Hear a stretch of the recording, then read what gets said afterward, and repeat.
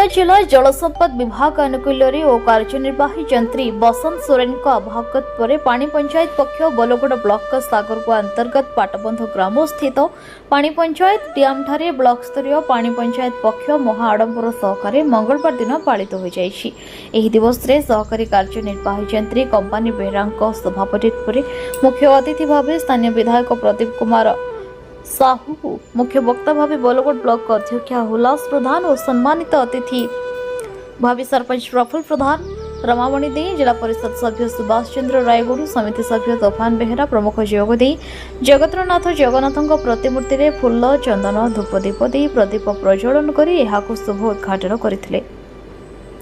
कार्यक्रम प्रारंभ में सभापति कंपानी बेहरा स्वागत भाषण दे पानी पंचायत लक्ष्य और आभिमुख्य संपर्क में सूचना प्रदान करथिले। बड़कुंभारी क्षुद्र जलसेचन विभाग सहकारी जंत्री सुश्री सौम्य नायक अतिथि मानकर परिचय प्रदान करथिले। बोलगोड़ ब्लॉक एक कृषि बहुल अंचल होइतबारु चाष और चाषीर विकास पई जलसेचन व्यवस्था नित्यांत आवश्यक बोली कहिदेले एवं परे राज्य सरकार जलसंपद विभाग तरफ ग्रामांचल मानकरे पानी पंचायत कमिटी गठन करियछंती। पानी पंचायत जलसेचन माध्यम चाषीर चाष जमी गुड़ी को पानी जोगाई देबा पानी पंचायत बिना ग्रामांचल चाष और चाषीर विकास असंभव।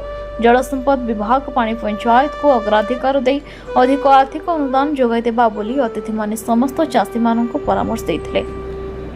पानी पंचायत पक्ष पालित उपलक्षे छात्र छात्री मानक मध्य विभिन्न प्रतियोगिता मान अनुष्ठित होइथिला। समस्त निमंत्रित अतिथि माने प्रथम स्थान अधिकार करितबा प्रतियोगी को 2500 टंका, द्वितीय प्रतियोगी को 2000 टंका और तृतीय प्रतियोगी को 1500 टंका सहित प्रमाणपत्र और ट्रॉफी प्रदान करथिले। एथिरे अंचलर बहु चाषी माने जोग देथिले। समस्त कार्यक्रम गुडी को खोर्धा जिला जलसंपद विभाग कनिष्ठ जंत्री ऋतुपन्ना पात्र, कोषाध्यक्ष मानस मिश्र, कर्मचारी प्रभात खंडाई, मधुसूदन जेना, किशोर राउतराय प्रमुख सहयोग करी परिचालना करथिले। परिशेष में पाटबंध पानी पंचायत सभापति सुदर्शन देवता समस्त को धन्यवाद अर्पण करथिले। केनाल रो पुनरुद्धार हबो याकु आउ अलगा छाड़ी दियो खड़ा हबो गोड़द्वार बंध पाटबंध ये जदि आम तीनोटी हबो आमे जो कथा इतिहास रे पढ़िचे जा सुनिचे चषा पुओ मुहर जदि हर्ष फुटिबो ताले आमे विकास लाइली जानिबा। चषा पुओ जते दिन पर्यंत हसी नहीं से दिन पर्यंत विकास हो नहीं। मु मने पके दो चाहूँ आपण मान एते गोटे आपनकर इको टूरिज्म कथा कहउछले आमे धीरे धीरे आको पर्यटन विभाग सहित जोड़िया को चाहूँ।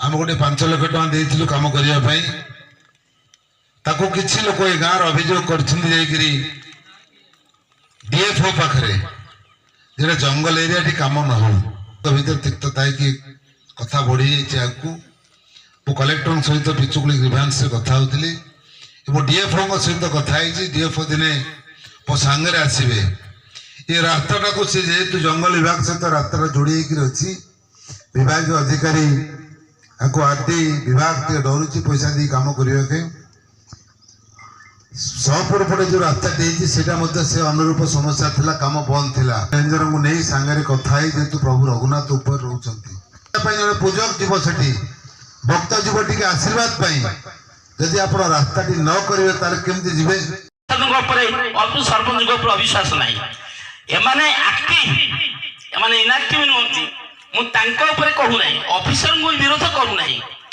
जो जगार पक्ष पालन होती जानते तो ये बर्तमान बंची कि मरी आप जानी ना मुझे भावुची जानी ना ये पंचायत ये जो आज अच्छी पाड़ी पंचायत है पाटबंध ये बोधे 16 ना 18 मसीह डिफॉल्ट हो जाए संगठन ना सेक्रेटरी ना प्रेसिडेंट ना कहीं ना कमिटी ना फमिट ना कहीं ना जहाँ सत्य कहूँ किंतु आमर जी प्राक्तन सभापति थिले सुदर्शन देवता तांको रखा है सी बर्तमान काम चला बजेट अच्छा सी काम चलाऊ सब समस्त कार्यक्रम जहाँ आसूँ सी कर जहाँ उद्देश्य जहाँ आप लिफलेट अच्छी ପାଣି ପଞ୍ଚାୟତ ହବା କଥା, ଅଫିସର ମାନଙ୍କର କଥା ଅଫିସର ମାନେ ଜାଣିଲେଣି ଅଛନ୍ତି ବୋଧେ କିଛି ଆପଣଙ୍କର ମନ୍ଥଲି କି ଆନୁଆଲି କି ହାଫ୍ ଇୟରଲି ଆପଣଙ୍କୁ ରିପୋର୍ଟ ଯାଉଛି ସଂଗଠନ କଣ ହଉଛି, ପାଣି ଲୋକ ପାଉଛନ୍ତି ନା ନାହିଁ, କେନାଲ ଅଛି ନା ନାହିଁ, କେନାଲରେ ପାଣି ଯାଉଛି ନା ନାହିଁ, ସୋଠ ଅଛି କି ନାହିଁ ଆପଣମାନେ କି ଦେଖିଲେଣି? ଆପଣମାନେ ଦେଖି ନାହାନ୍ତି କେହି, ଆପଣମାନେ କିଏ ଆସନ୍ତିନି, ଆପଣମାନେ ସମସ୍ତ ଅଫିସରେ ଅଛନ୍ତି। କେବଳ ଯଦି ଆଲଟମେଣ୍ଟ ଆସିଲା ସେତିକିବେଳେ ଆପଣମାନେ କୁ ଆମେ ଦେଖୁ। ଲୋକମାନେ ଆମେ ଆଶା କରୁଥିଲୁ ପାଟବନ୍ଧ ନୁହେଁ ସାଗର ପଞ୍ଚାୟତ ଆଶା କରୁଥିଲା ଜଳସେଚନ ହେଲେ ଏ ପଞ୍ଚାୟତ ଏବଂ ଅନ୍ୟ ପଞ୍ଚାୟତକୁ ପଳେଇଯିବ ଆପଣଙ୍କ ଖଲିକୋଟ ପଟକୁ ଯିବାର ଆଶା କରୁଥିଲୁ। କିନ୍ତୁ ଏ ପଞ୍ଚାୟତରେ ବର୍ତ୍ତମାନ ଏ ବର୍ଷା ଦିନ ପାଣି ପାଉନି, ସବୁ କେନାଲ ପୋତି ହେଇକି ପଡିଛି, ସବୁଆଡେ କଣ୍ଟାମୟ, କେନାଲରେ ଦିପଟେ ଯିବାକୁ ରାସ୍ତା ନାହିଁ, ଲୋକ ଯାଇପାରିବେ ନାହିଁ। ଆମେ ଯେତେ ପକ୍ଷ ପାଳନ କଲେ ଲୋକ ଯଦି ପାଣି ନ ପାଇଲେ ଏ ମିଟିଂ ଟିକେ କରିଦେଲେ କଣ ଲାଭ ଅଛି? What is the profit? ମୁଁ କିଛି ବୁଝିପାରୁନି। ଏମିତି ହଜାର ହଜାର ବର୍ଷ ଏମିତି ସଭା ସମିତି କରି ଯଦି ଆମେ କରୁ କିଛି ହବନି। ତ ଖରାଦିନେ ରବି ଫସଲ ତ ଠୋପେ ପାଣି ରହୁନି ଏଠି, ତା ଦାୟିତ୍ୱ କିଏ ନେବ? ତା ଦାୟିତ୍ୱ ଯୋଉ କମିଟି ନେବା କଥା ସେ କମିଟି ନାହିଁ, ସେ କମିଟି ଅଛି କି ନା ନାହିଁ ଆମର ଅଫିସର ମାନେ ଖରାପ ହେବେନି କେମିତି ଦେଖିଛନ୍ତି ନା, ରେଜୁଲେସନ ପାଇଛନ୍ତି ନା, ସବୁ ଗୁଡାକ ନା। ଏବେ ଏଠି ଆଉ କହିଲେ କଣ ହବ, କିଛି ଲାଭ ନାହିଁ। ପ୍ରଥମ କାର୍ଯ୍ୟ ସେଇଥିପାଇଁ ମୁଁ ଆପଣଙ୍କୁ ନିବେଦନ କରୁଛି, ପ୍ରଥମେ ଆପଣ ଆସନ୍ତୁ ଗାଁକୁ, ପଞ୍ଚାୟତକୁ ଆସନ୍ତୁ, ଏ ଅଞ୍ଚଳର ଯୋଉମାନେ ୟା ସହିତ ସମ୍ପୃକ୍ତ ସେମାନଙ୍କୁ ଗ୍ରାମବାସୀକି ଡାକନ୍ତୁ, ବସାନ୍ତୁ, ସଂଗଠନ କରନ୍ତୁ। ସଂଗଠନଟା ପାଣି ପଞ୍ଚାୟତ ଭଲ ଭାବରେ ନ ଚଳିବ, ସରକାର ଯେତେ ପ୍ରୋଜେକ୍ଟ ଆଇଲେ ଏମଏଲଏ ଯେତେ ଚେଷ୍ଟା କଲେ କଣ ହବ? ଆପଣ ତ ପାଣି ପାଇବେନି, କଣ୍ଟ୍ରାକ୍ଟର ତା ପଇସା ନେଇକି ଯିବ, ପାଣିରେ ରାସ୍ତାରେ ଯାଇ ହେଉନାହିଁ।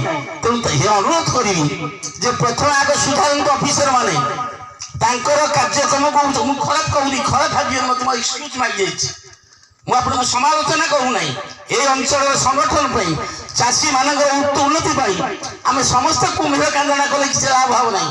ଅନଲେସ୍ ଆଣ୍ଡ ଅନଟିଲ୍ এই সংগঠনটা যদি দৃঢ় ন হুଏ, সভাপতি সেক্রেটারি যাহা ଅଛି ଆମର কমিটিরে ଯୋଉଭଳି ଯୋଉ ଆପଣଙ୍କ 1918 ଆଇନ ହେଇଛି, 18ରେ 21ରେ ଯୋଉ ସଂଶୋଧନ ହେଇଛି ଯୋଉ ଆଇନ, ସେଇ ଅନୁଯାୟୀ ଯଦି କାର୍ଯ୍ୟକ୍ରମ ନ ହବ, এটা হচ্ছে ଏକ ଗଣ ସଂଗଠନ, এটা ଜନ ସଂଗଠନ ନୁହେଁ। ଆପଣ ପିଅନ ରହିବା କଥା, ଅର୍ଗାନାଇଜ କରିବା କଥା କହି ବଙ୍ଗଳା ରହିକି ଏକୁ ସବୁ ବୁଝିବାର ଆବଶ୍ୟକତା ଅଛି। ଏବଂ ଅଫିସର ମାନଙ୍କୁ ନିବେଦନ କରିବି, ଆପଣମାନେ ଆମ ଉପରେ ପ୍ରେସର କରିକି କାମ ନିଅନ୍ତୁ। ଲୋକମାନଙ୍କ ଭିତରେ ଭେଦଭାବ ବହୁତ କିଛି ହବ, ତେଣୁ ସଂଗଠିତ କରିକି ୟାକୁ ଯଦି ଆପଣମାନେ ରଖିବେ ତାହେଲେ এই ଅଞ୍ଚଳ ଉନ୍ନତି ହବ। ଏବଂ ନିବେଦନ କରି ମୁଖ୍ୟତଃ ଆମର ଏମଏଲଏ ମହୋଦୟଙ୍କୁ ଆପଣ ଉତ୍ତରୋତ୍ତର ଉନ୍ନତି ହଉ, ତୃତୀୟ ସ୍ଥାନ ଅଧିକ ଦେବା, କରତାଳିରେ ସ୍ୱାଗତ କରିବା। ପିଲାମାନେ ଆଜି ଏମାନଙ୍କୁ ଆମର ଗୋଟେ କ୍ରିମ୍, ଆମର ଗୋଟେ କ୍ରିମ୍ ଆମ ତାପରେ ସାନୁ ପଲ୍ଲେଇ ବାମ ସ୍ଥାନ ଅଧିକାର କରିଛନ୍ତି, ତାଙ୍କୁ ଆମେ କରତାଳିରେ ସ୍ୱାଗତ କରିବା। ତାପରେ ସୌମ୍ୟ ବେହେରା ରଘୁନାଥ ମଧୁସୂଦନ ସରକାରୀ ଉଚ୍ଚ ବିଦ୍ୟାଳୟ ଟାଙ୍ଗି ସାହି ସେ ସ୍ଥାନ ଅଧିକାର କରିଛନ୍ତି, ତାଙ୍କୁ ମଧ୍ୟ କରତାଳିରେ ଆମେ ସ୍ୱାଗତ କରିବା, ଅଭିନନ୍ଦନ କରିବା। ତାପରେ ପଳେଇ ଆସିବେ ଡିବେଟ୍ ହେଉଛି କି ବୋଲଗଡ଼ରୁ ସୁଶାନ୍ତ କୁମାର ପ୍ରଧାନଙ୍କ ରିପୋର୍ଟ, ନ୍ୟୁଜ୍ ଉପାନ୍ତ ଖବର।